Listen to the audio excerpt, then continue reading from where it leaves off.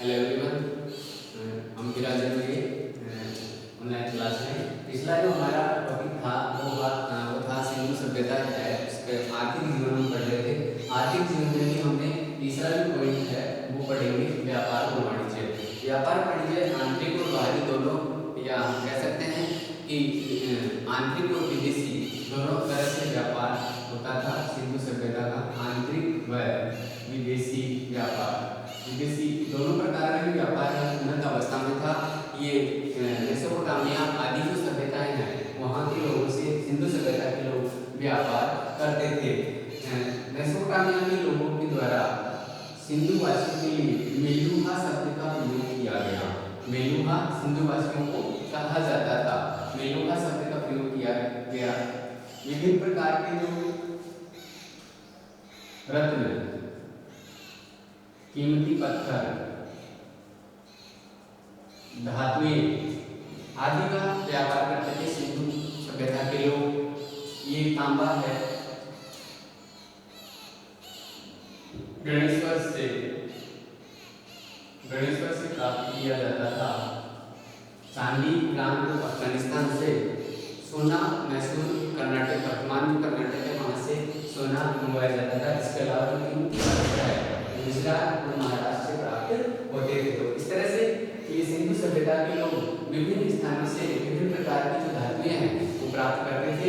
और उन्हें अन्य जो सभ्यताएं थी, जैसे कुछ मोहरें प्राप्त हुई हैं मेसोपोटामिया की, मेसोपोटामिया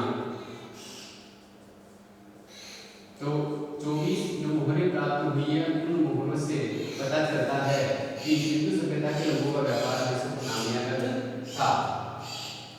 ये व्यापार है वो वस्तु विनिमय और मापतोल प्रणाली पर आधारित था। इनका जो व्यापार है वो वस्तु विनिमय तथा माप तोल प्रणाली पर आधारित था। यानी व्यापार करने के सिंधु सभ्यता के लोग वो वस्तु विनिमय यानी वस्तुओं के आदान प्रदान और मापतोल पद्धति दोनों ही तरीके से व्यापार करते थे। नेक्स्ट हम इसमें देखते हैं जो इनके बाट थे, यानी बाटों की श्रृंखला है वो गुणज में होती थी। इनकी मापतोल की प्रणाली है बाट प्रणाली का क्रम। बाट प्रणाली का क्रम है वो 1, 2, 4, 8, 16, 32, 64, 128, 256। इस तरह से इनका जो गुणज में इनका मापतोल या बाट प्रणाली है वो होती थी। तो इस तरह से ये बाट होते थे। नेक्स्ट हम आर्थिक जीवन के बाद में आर्थिक जीवन जो है उसमें व्यापार वाणिज्य देख लिया, वाणिज्य जो उद्योग जो धंधे हैं वो देख लिया हमने, कृषि देख लिया। इसके बाद में नेक्स्ट आर्थिक जीवन के बाद में आता है सामाजिक जीवन। सामाजिक जीवन अभी हमने इसका जो नगरीय जो जीवन है, नगर नियोजन है वो देखा था। उसमें नगर नियोजन में प्रमुख नगर 2 भागों में बटा हुआ था। नेक्स्ट हम देखते हैं सामाजिक जीवन। सामाजिक जीवन नगर 2 भागों में बटा हुआ था। एक भाग गढ़ी कहलाता था, दूसरा भाग नगर होता था। इसमें राजा और कर्मचारी व पुरोहित वर्ग रहता था इसमें, और यहाँ पे सामान्य जो जनता है वो रहती थी। तो इस तरह से जो भागों में ये गढ़ी जो भाग है ऊंचाई में स्थित होता था, और नगर भाग है वो नीचे समतल भाग में होता था, और चारों तरफ इसके परकोटा होता था। इनकी चारों ओर परकोटा होता था। तो इस तरह से सामाजिक हम बात करते हैं सामाजिक जीवन में। तो समाज में है समाज की सबसे छोटी इकाई, समाज की सबसे छोटी इकाई परिवार। समाज की सबसे छोटी इकाई है वो परिवार होता था, और परिवार है वो मात्र सत्तात्मक होता था, मात्र सत्तात्मक। मात्र सत्तात्मक इसको बताने का एक कारण भी माना गया है। विद्वानों ने कहा कि मात्र सत्तात्मक परिवार का करीब समाज की सबसे छोटी इकाई, सामाजिक जीवन में पढ़ रहे हैं, सामाजिक जीवन में जो समाज की सबसे छोटी इकाई है वो परिवार है, और परिवार उस समय मात्र सत्तात्मक होते थे। मात्र सत्तात्मक कहने का कारण विद्वानों का यह है कि उस समय खनन में अनेक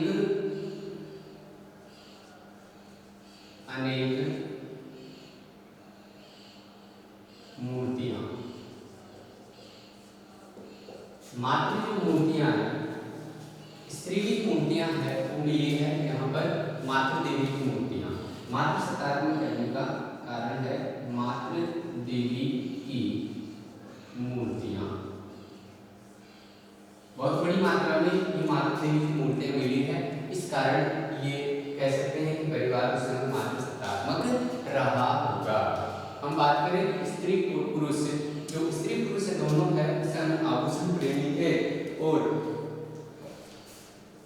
स्त्री व पुरुष दोनों आभूषण प्रेमी, दोनों ही आभूषण पहनते थे, और आभूषण भी जो इसमें है वो जो मन के जो आभूषण होते थे, मनकों से निर्मित आभूषण प्रसिद्ध थे। मनकों से जो निर्मित आभूषण होते थे वो प्रसिद्ध थे। स्त्री और पुरुष दोनों ही आभूषण पहनते थे। इसके अलावा विभिन्न प्रकार के जो खेल है, खेल इस समय के लोग आखिर व संगीत प्रेमी भी थे। आखिर यानी शिकार खेलना और संगीत प्रेमी थे इस समय के लोग, सिंधु सभ्यता के लोग। सामाजिक जीवन में परिवार है सबसे छोटी इकाई माना गया है। नेक्स्ट हम इसमें देखते हैं धार्मिक जीवन, सिंधु सभ्यता के लोगों का धार्मिक जीवन।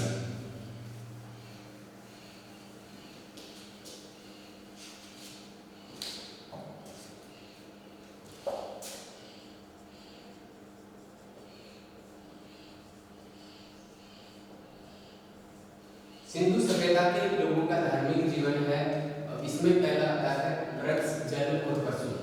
वृक्ष,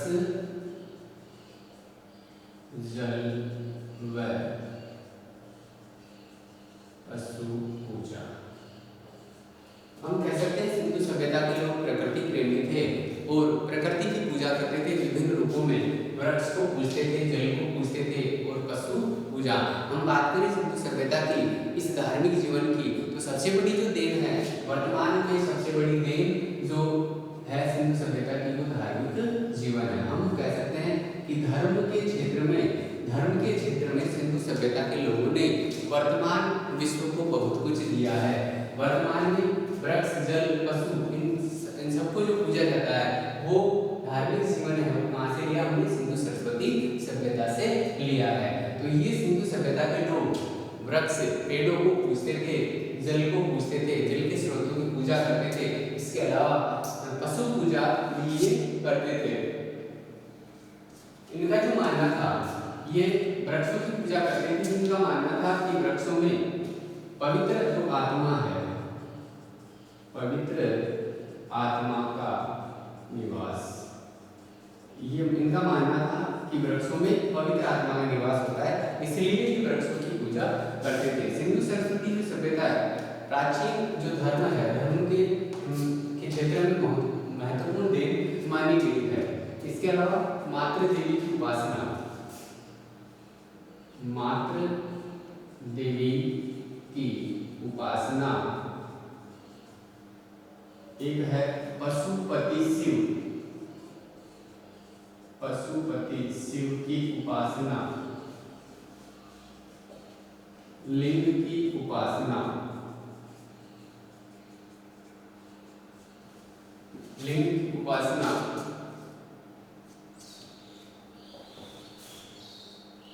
मूर्ति पूजा, मूर्ति पूजा, पशु पूजा, वृक्ष पूजा आदि जो है वो इसे धार्मिक जीवन में महत्वपूर्ण माने गए हैं। यानी हमें ये जो सारी विशेषताएं हैं, सभी विशेषताएं वर्तमान जीवन में भी देखने को मिलती है। नेक्स्ट जो है हड़प्पा, हड़प्पा में एक मूर्ति मिली है। उस मूर्ति में गर्भ से निकला पौधा,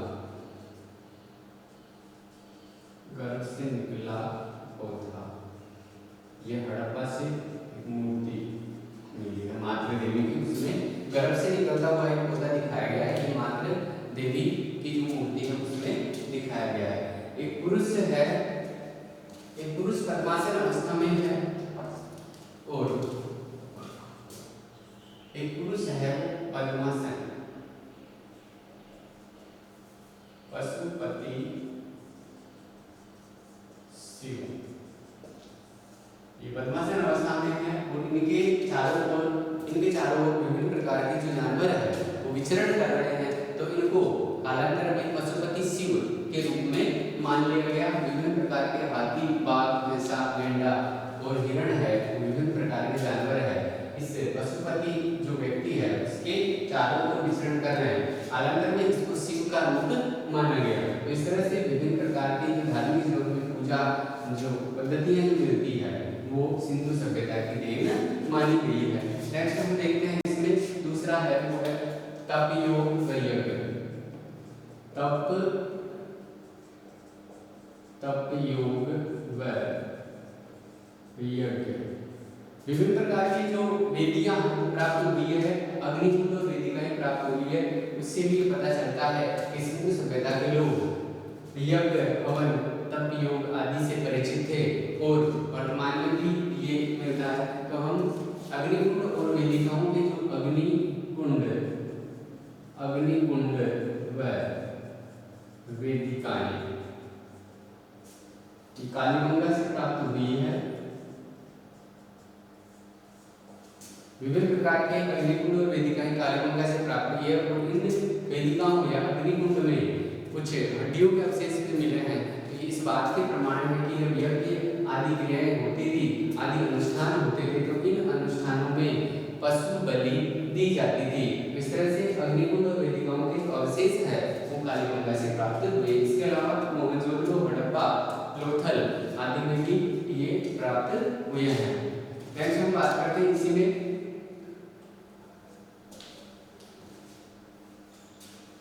नगरपालिका के जो अवशेष हैं वो भी यहीं से प्राप्त हुए हैं सिंधु सभ्यता से। इसके अलावा हम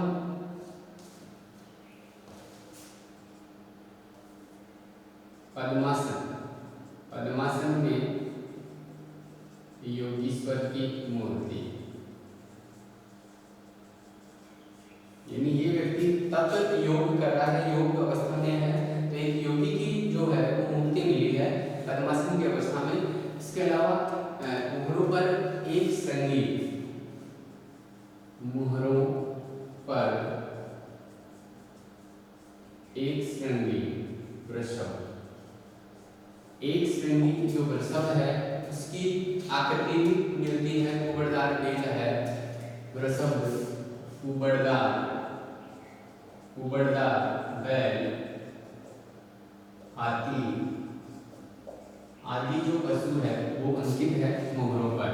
पद्मासन में एक योगीश्वर की मूर्ति प्राप्त हुई है। तो इस तरह से ये तप योग है वो भी धार्मिक जीवन का प्रमुख हिस्सा माना गया है। नेक्स्ट जो आता है सभ्यता काल में वो है नेक्स्ट और अंतिम है वो है राजनीतिक जीवन। राजनीतिक जीवन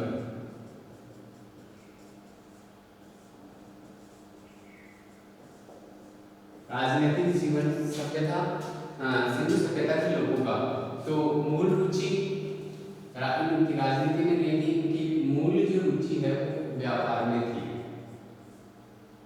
मूल रुचि व्यापार करना था इनका, मेन उद्देश्य व्यापार करना था। मूल उद्देश्य साम्राज्य के प्रमुख केंद्र है वो हड़प्पा है, मोहनजोदड़ो है, चौमुंदड़ो है, कालीबंगा है, ये विभिन्न लोथल है जो प्रमुख केंद्र, तो लोथल, कालीबंगा, हड़प्पा, मोहनजोदड़ो, ये प्रमुख जो केंद्र माने गए हैं।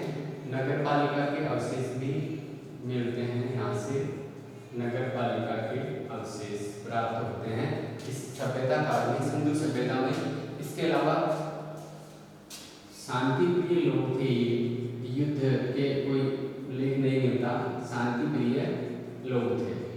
इस समय के लोग शांति प्रिय, अपने व्यापार वाणिज्य उसमें अधिक से अधिक ध्यान देते थे। कृषि है, कृषि कार्य है, प्रमुख रूप से कृषि भी उन्नत अवस्था में थी। यहाँ पे व्यापारिक संबंध है, व्यापारिक संबंधों के साथ साथ इन्होंने विदेशियों के साथ सांस्कृतिक संबंध है वो भी स्थापित किए। प्रमुख जो हथियार है वो कांसे की आरी, तलवार, ये प्रमुख जो हथियार इनके होते थे। तो इस तरह से सिंधु सरस्वती सभ्यता है, हमने ये टॉपिक है वो पढ़ा, और इसमें विभिन्न प्रकार की जो है राजनीतिक जीवन है, धार्मिक जीवन, स्थापत्य कला, विभिन्न प्रकार की कला, विज्ञान, लिपि आदि के बारे में हमने चर्चा की। इस तरह सिंधु सभ्यता का जो टॉपिक है वो समाप्त होता है। नेक्स्ट हमारा जो टॉपिक है वो है वैदिक काल से महाजनपद काल। नेक्स्ट हमारा जो टॉपिक होगा वो है वैदिक काल से महाजनपद काल।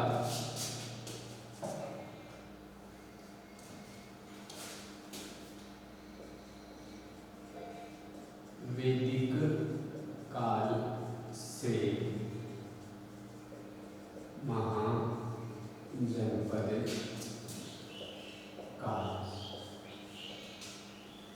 यानी वैदिक काल से हमने सिंधु सभ्यता के बारे में पढ़ा। सिंधु सभ्यता एक नगरीय सभ्यता थी, जबकि जो वैदिक सभ्यता है, वैदिक सभ्यता एक ग्रामीण सभ्यता, ग्रामीण सभ्यता कहा गया है। तो वैदिक काल से लेकर के महाजनपद जो काल है उसके बारे में हम अध्ययन करेंगे। और वैदिक काल यानी वेद, वेद है वो ज्ञान के श्रेष्ठ भंडार, ज्ञान के श्रेष्ठ भंडार थे। ज्ञान के श्रेष्ठ भंडार वेदों को कहा गया है। और वैदिक जो सभ्यता का जो आधार स्तंभ है, इस वैदिक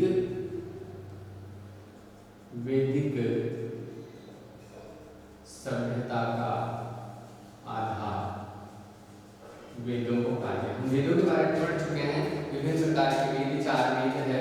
और वैदिक सभ्यता के जो निर्माता है, वैदिक सभ्यता के निर्माता ये थे आर्य। हम बात करें वैदिक काल से महाजनपद काल, वैदिक काल से महाजनपद काल तक पहुंचेंगे। वैदिक जो सभ्यता है ग्रामीण सभ्यता थी, और ग्रामीण सभ्यता थी। यहाँ हम जो वैदिक सभ्यता का जो आधार है वो वेदों को माना गया है। वेद है वो विद धातु से बना है, और विद का अर्थ होता है ज्ञान, विद धातु। और इस विद धातु का जो अर्थ होता है वो ज्ञान होता है। अर्थात हम कह सकते हैं वेद ज्ञान के श्रेष्ठ भंडार है। वैदिक सभ्यता वेदों पर ही आधारित है। और इस वैदिक सभ्यता के जो निर्माता थे, वैदिक सभ्यता के निर्माता वो आर्य थे। हम बात करें आर्य की, आर्य की जाति नहीं है। यहाँ हम बात करें एक शब्द आर्य की, तो ये गुणवाचक शब्द है, गुणवाचक यानी गुण है ये कोई। और यहाँ पर इसका जो शाब्दिक अर्थ है, आर्य का शाब्दिक अर्थ श्रेष्ठ या उत्तम। जाति ना होकर के, आर्य की जाति ना होकर के एक गुणवाचक शब्द है। और इसका जो अर्थ है वो है श्रेष्ठ या उत्तम। आर्य था, तो आर्य वैदिक सभ्यता के निर्माता थे।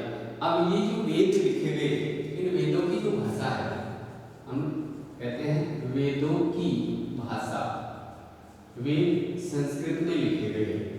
और संस्कृत को देववाणी कहा गया है, इसको देववाणी कहा गया है। संस्कृत में लिखे गए वेद और इसको देववाणी कहा गया है। आर्यों ने नदियों को देवी माँ कहा। आर्यों ने नदियों को इस वैदिक साहित्य में देवी माँ कहकर पुकारा है।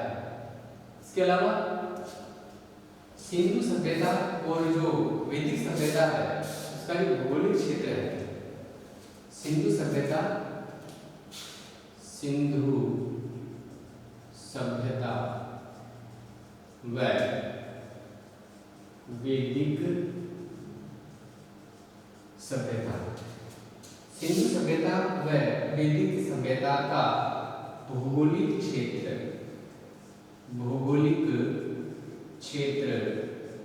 सप्त सिंधु प्रदेश था। सप्त सिंधु प्रदेश यानी सिंधु सभ्यता और वैदिक सभ्यता है, इन दोनों का भौगोलिक क्षेत्र सप्त सिंधु क्षेत्र माना गया है। ऋग्वेद में एक सूक्त है नदी सूक्त, एक सूक्त है ऋग्वेद में, और ऋग्वेद के नदी सूक्त में 21 नदियों का उल्लेख है। 21 नदियों का उल्लेख किया गया है। इस तरह से वेद है वो वैदिक साहित्य या वैदिक सभ्यता का आधार माने गए हैं, और वैदिक सभ्यता के निर्माता आर्य थे। आर्य एक जाति न होकर के गुणवाचक शब्द है, और इसका जो शाब्दिक अर्थ है वो होता है श्रेष्ठ या उत्तम।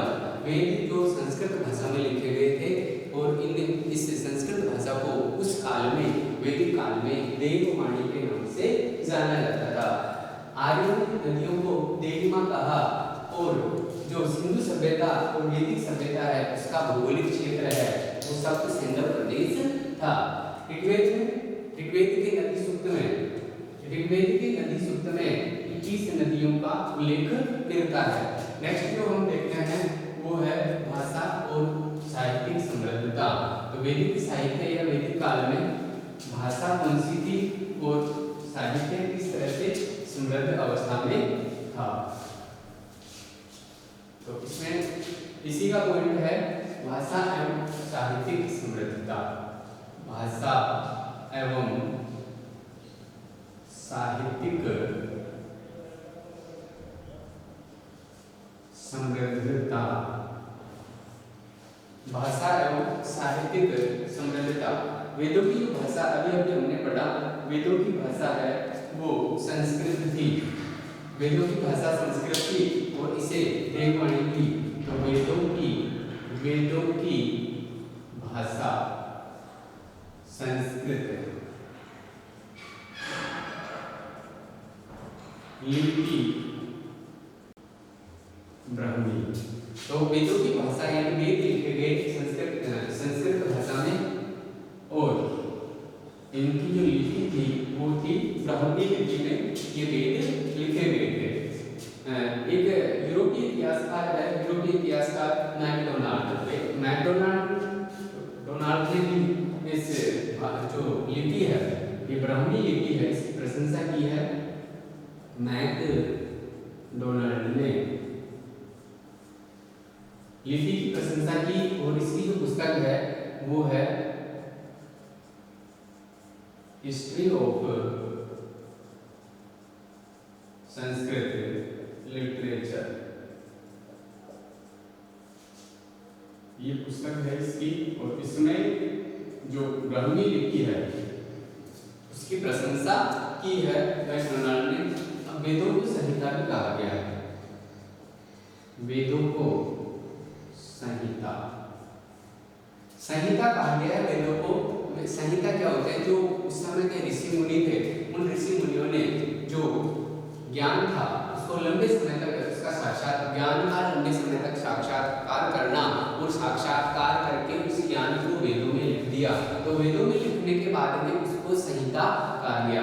अगर हमारे से संहिता की परिभाषा पूछी जाए तो हम कह सकते हैं कि ऋषियों के द्वारा प्राचीन काल में, वैदिक काल में ऋषियों के द्वारा जिस ज्ञान का लंबे समय तक साक्षात्कार किया गया और उस ज्ञान का संकलन वेदों में किया गया।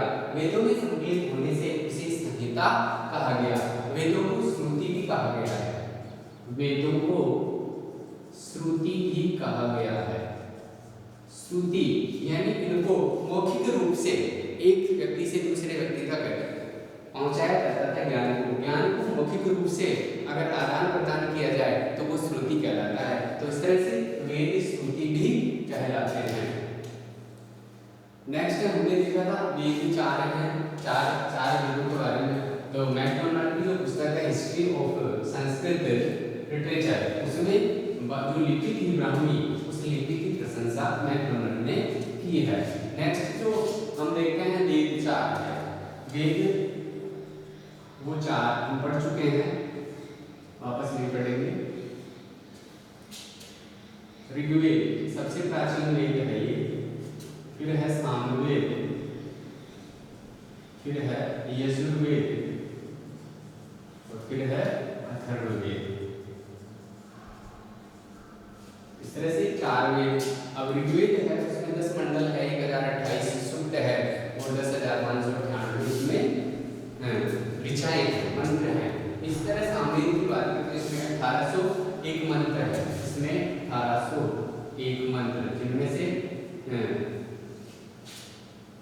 1700 कुछ ऋग्वेद से लिए गए, बाकी कुछ 75 है वो नए हैं। इसी यजुर्वेद है, इसके दो भाग है, शुक्ल यजुर्वेद और एक इसका है कृष्ण यजुर्वेद। तो इस तरह से दो भाग हैं। अथर्ववेद है, अथर्वा ऋषि और लोमहर्ष के द्वारा इसका जो है यहाँ बात करें, इसमें 40 अध्याय हैं। यहाँ पे 20 मंडल हैं, 731 सूक्त हैं और 6000 मंत्र हैं।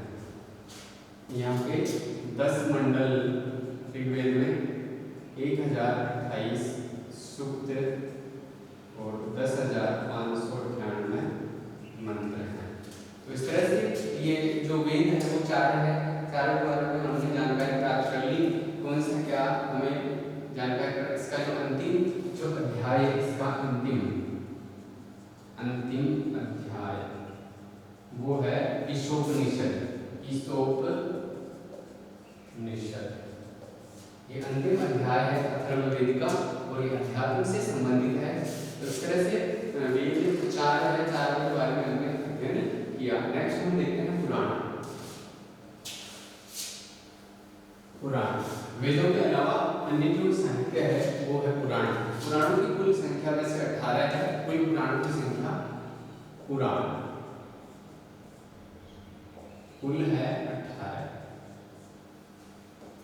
संख्या में 18। वैसे जो मूल रूप से है, इनकी जो रचना है लोमहर्ष व उनके पुत्र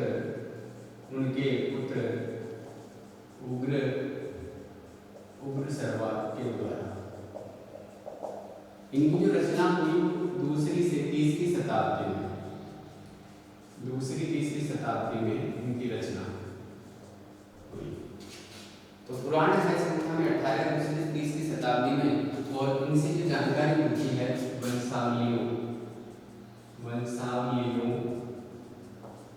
वंशावलियों की जानकारी। इसके अलावा हमें पुराण से गुप्त काल के बारे में, गुप्त काल व अन्य घटनाओं के बारे में जानकारी। तो हम कह सकते हैं पुराणों की संख्या 18 है और इनकी रचना की थी लोमहर्ष और उनके पुत्र उग्रसर्वा के साथ। पुराण है उनसे वंशावलियों की जानकारी मिलती है। गुप्त काल के अलावा और कई घटनाएं घटित हुई उनके बारे में हमें जानकारी प्राप्त हुई है। दूसरी और तीसरी शताब्दी में पुराण लिखे गए। जो प्रमुख जो पुराण थे वो है मत्स्य पुराण। सबसे प्राचीन जो पुराण है वो मत्स्य पुराण है। वायु पुराण, विष्णु पुराण, भागवत सबसे जो प्राचीन है वो मत्स्य है, तो इस तरह से ये प्रमुख है।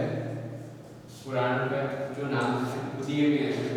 वैदिक साहित्य में वेदाओं की स्मृतियाँ और महाकाव्य काव्य जो विभिन्न प्रकार के महाकाव्य हैं, वेदांत स्मृतियाँ और महाकाव्य, इनका भी महत्वपूर्ण योगदान है वैदिक साहित्य में।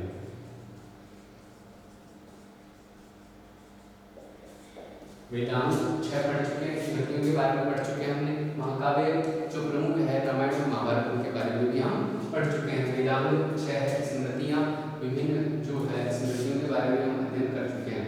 इसके अलावा नेक्स्ट हम देखते हैं राजनीतिक व्यवस्था, यानी जो वैदिक काल है उस समय की जो राजनीतिक व्यवस्था है वो कैसी थी। तो वैदिक काल में राजनीतिक व्यवस्था,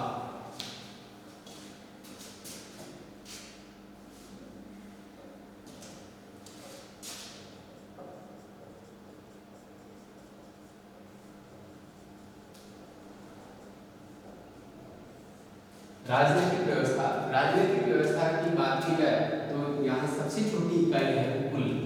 सबसे छोटी इकाई कुल, और सबसे बड़ी जो है सबसे बड़ी इकाई है वो है राष्ट्र। तो इस तरह से हम कह सकते हैं कि एक सबसे बड़ा जो विशाल साम्राज्य उसको राष्ट्र कहा जाता था, और यहाँ का जो इस राष्ट्र का जो मुखिया है वो राजा होता था। और इस तरह से हम अवरोही राजनीतिक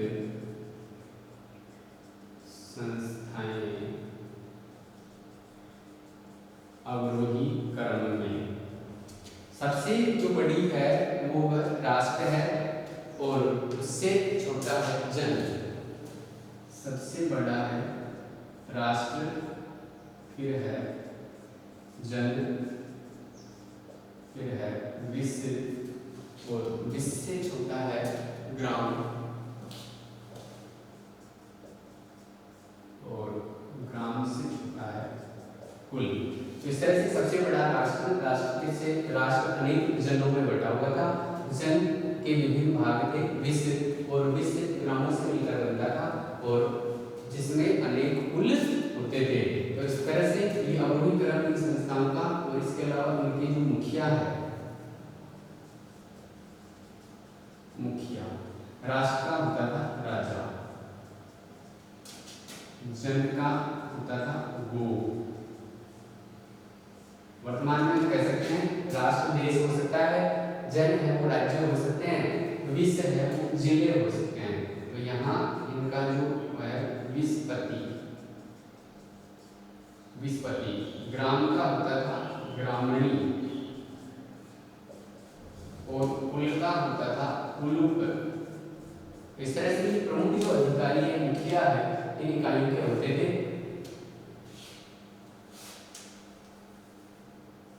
राजनीतिक इकाई अवरोही क्रम में राष्ट्र सबसे बड़ा और कुल सबसे छोटा, सबसे छोटी इकाई होती थी।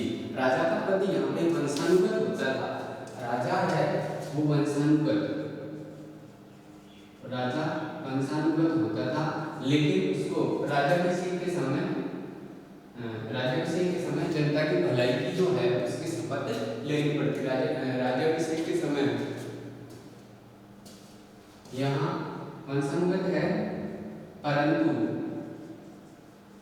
राज्याभिषेक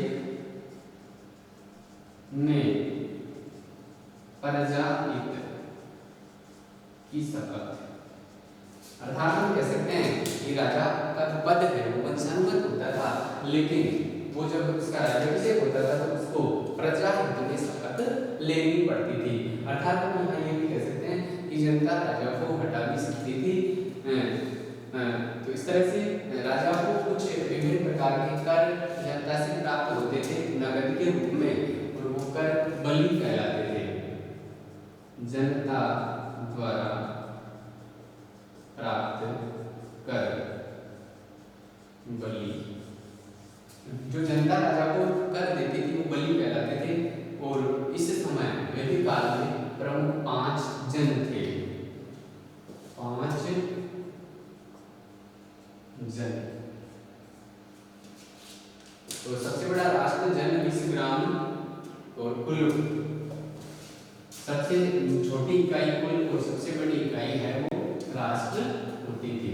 तो इस तरह राजा जनता से सीधे ही कुछ कर लेता था तो उस कर को बलि कहा जाता था। इसके अलावा हम बात करें प्रमुख 5 जन। प्रमुख उस समय 5 जन थे और इन जन में आता है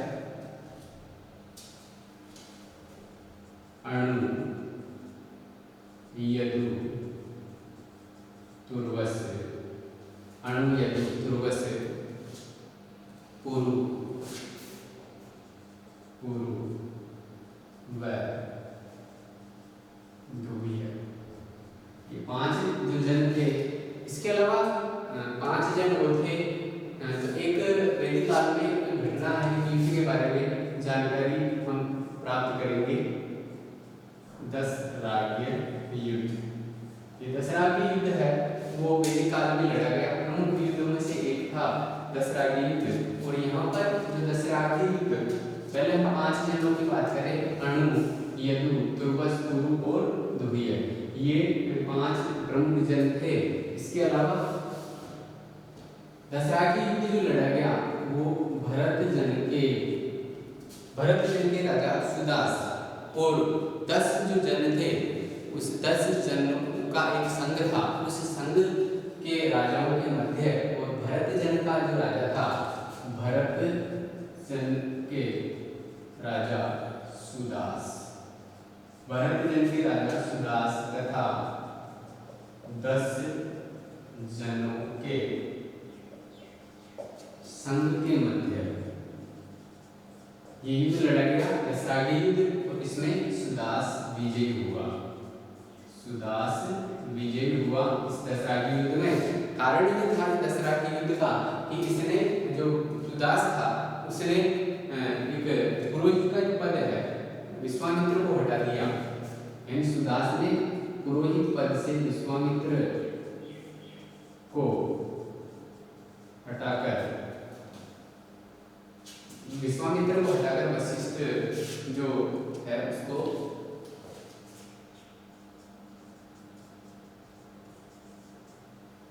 उसको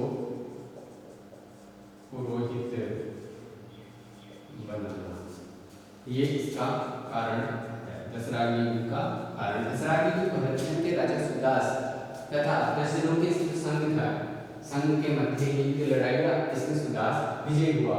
इस दशराज्य युद्ध का जो कारण था, मूल कारण है वो विश्वामित्र को हटाया इसने, सुदास ने उसको हटा करके वशिष्ठ को पुरोहित बनाया। तो ये कारण था जिसकी वजह से ये दशराज्य युद्ध लड़ा गया। नेक्स्ट इसमें देखते हैं विभिन्न प्रकार की जो संस्थाएं हैं। तो विभिन्न जो संस्थाएं हैं राजनीतिक जीवन में उसमें एक आती है सभा, एक आती है समिति। ये सभा और जो समिति है राजा को राज्य प्रशासन चलाने में सहयोग करती थी। सभा विशिष्ट और योग्य व्यक्तियों की संस्था थी, वरिष्ठ और योग्य व्यक्ति, वृद्ध व्यक्तियों की संस्था थी। इसमें राजा भाग लेता था। समिति है उसमें भी राजा भाग लेता था। समिति में आम या सामान्य लोग, मजदूर, कृषक सभी लोग भाग लेते थे। राजा भी उसमें भाग लेता था। परंतु सभा छोटी थी और इसके लोग राजा को परामर्श, प्रशासन चलाने में परामर्श दिया करते थे। जबकि समिति है वो राजा को उसके कार्य में नियंत्रित रखती थी, उसको अपने नियंत्रण में रखती थी। इस तरह सभा और समिति दो विभिन्न राजनीतिक संस्थाएं थी वैदिक काल में जो राजा को प्रशासन चलाने में नियंत्रित करती थी। नेक्स्ट जो हम पढ़ेंगे नेक्स्ट वीडियो में या नेक्स्ट क्लास में पढ़ेंगे महाजनपद काल। Thank you.